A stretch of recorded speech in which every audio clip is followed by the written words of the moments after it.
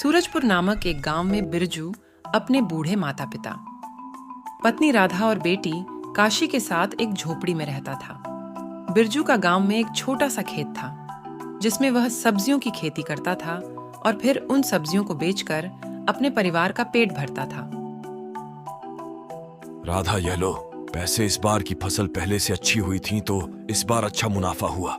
इनको संभाल कर खर्च करना, क्योंकि अब सर्दियां आने वाली है ना, तो इस बार हमें खेत में सर्दियों की फसल लगानी है। फसल लगाने का काम मैं कल से ही शुरू कर दूंगा। इस तरह बिरजू सर्दियों वाली फसल लगाने में जुट जाता है और हर रोज अपनी फसलों को पानी देने में लग जाता है। इस तरह समय बीतने के साथ साथ सर्दियों का मौसम आ जाता है। चारों तरफ ठंडी हवाएं चलने लगती है। इस बार की सर्दी लोगों पर कहर बनकर टूट पड़ती है। ठंडी हवाओं के साथ साथ इस बार भारी बर्फबारी हो रही थी। ठंड से लोगों का बुरा हाल था। बिरजू की खेत की फसल भी कटाई के लिए तैयार हो गई थी। राधा, इस बार लोगों से सुनने में आया है कि इस बार की ठंड अपने साथ कहर लेकर आएगी। हमारी खेत की फसल भी अब काटने के लिए तैयार हो गई है। अब हमें अपने फसलों की कटाई शुरू कर देनी चाहिए। पर अभी लोगों ने तो फसल की कटाई शुरू भी नहीं की। तुमने बाहर देखा नहीं किस तरह से बर्फबारी हो रही है? अगर ऐसे ही बर्फबारी होती रही तो हमारी फसल खराब हो जाएगी। हाँ बेटा, तुम ठीक कहते हो। हमें फसलों की कटाई का काम शुरू कर देना चाहिए। मैं भी कल तुम्हारे साथ फसल काटने चलूंगा। इस तरह वह सभी रात होते ही सो जाते हैं, मगर लगता है कि भगवान को कुछ और ही मंजूर था। उस रात भारी बर्फबारी के साथ जोरदार बारिश होती है और आसमान में बिजली कड़कने लगती है। बिजली की आवाज सुनकर बिरजू का परिवार उठ जाता है।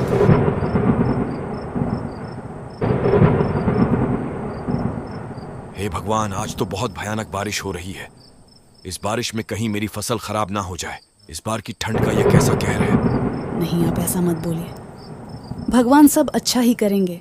अभी आप सो जाइए, सुबह जाकर हम अपने खेत देख आएंगे। सारी रात बारिश होती रही। सुबह होते ही बिरजू अपनी पत्नी के साथ खेत के पास जाता है। उन्होंने वहां जाकर देखा कि उनके खेत में पूरा पानी भर गया है, जिस वजह से उनकी सारी सब्जियां भी खराब हो गई हैं। यह देखकर बिरजू और राधा बहुत निराश हो जाते हैं। हे भगवान, आपने ये क्या किया? हमारे पास घर चलाने का बस एक यही साधन था और वह भी आपने हमसे छीन लिया। इस तरह दोनों पति पत्नी दुखी होकर वहां से अपने घर आ जाते हैं। सारी फसल बारिश में खराब हो जाने के कारण इस साल बिरजू के पास खाने के लिए कुछ भी नहीं था। घर का जो कुछ भी राशन बचा था, अब वह सब खत्म हो चुका था, जिस वजह से बिरजू का परिवार 2 दिन से भूखा था। हे भगवान, ऐसा कब तक चलेगा? 2 दिन हो गए हमने रोटी का एक निवाला भी नहीं खाया। राधा, मैं बाहर जा रहा हूँ काम ढूंढने। शायद कोई काम मिल जाए तो हमें 2 वक्त की रोटी तो नसीब होगी। ऐसा कहकर बिरजू काम की तलाश में भरी ठंड वाली बर्फबारी में काम ढूंढने निकल जाता है। राधा भी काम की तलाश में बाहर निकल जाती है। बहुत ढूंढने के बाद उसको एक दूसरे गांव में फसल की कटाई का काम मिल जाता है, जहां पर वह फसलों को काटती है। अरे जल्दी जल्दी काम करो, सारी फसल आज की आज ही कट जानी चाहिए।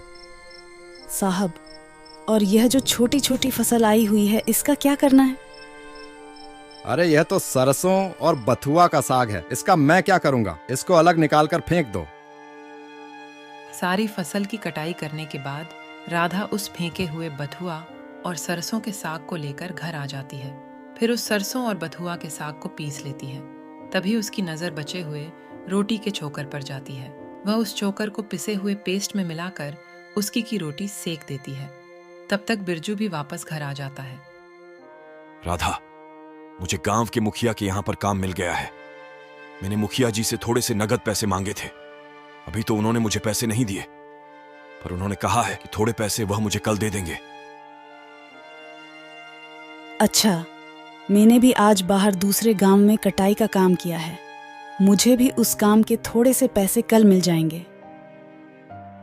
राधा, मैं अपने आप को कितना सौभाग्यशाली महसूस कर रहा हूं, मैं तुम्हें बता नहीं सकता। मुश्किल घड़ी में तुम मेरे साथ कंधे से कंधा मिलाकर खड़ी हो। मैं बता नहीं सकता मुझे कितनी खुशी हो रही है। तभी बिरजू की नजर राधा की बनाई हुई रोटी पर जाती है। राधा, तुम यह क्या बना रही हो? राधा,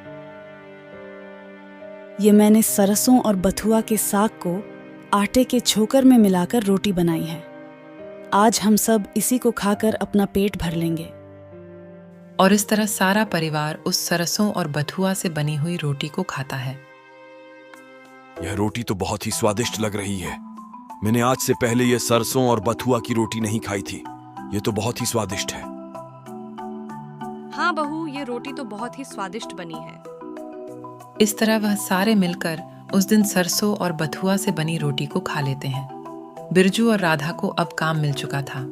दोनों अगले दिन अपने अपने काम पर जाते हैं और बहुत दिल लगाकर काम करते हैं। इसके बाद उन दोनों को उनकी मेहनत का फल मिल जाता है, जिससे वह अपने घर के लिए राशन का सामान लेकर आते हैं और फिर सबके लिए स्वादिष्ट भोजन बनाते हैं। पर हाँ, अब वह कभी कभी बथुआ और सरसों के साग की रोटी को भी बनाकर खाया करते थे। वह उन सभी को बहुत पसंद थी